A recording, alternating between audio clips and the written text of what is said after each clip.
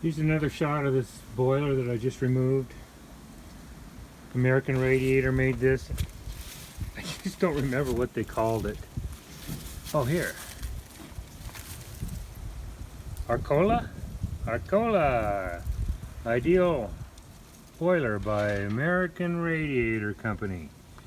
So this was originally a coal boiler, and then back in the 30s or 40s, whenever they brought natural gas into the Denver area, they converted it to gas.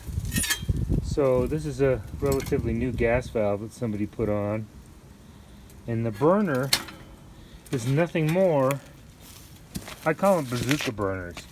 They're nothing more than a pipe that just squirts gas into the combustion chamber.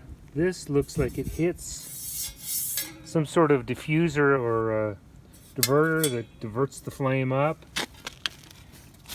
Pretty high tech. And it just blows that gas into this combustion chamber.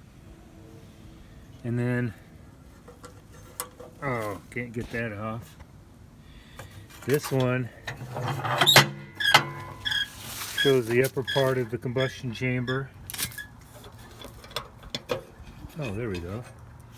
And you see the flue attachment going out the back. So, pretty old, pretty nice piece of history, these old boilers. How in the world they ever worked so long is beyond me, but I guess they're just built like a tank. This one actually failed due to carbon monoxide spillage.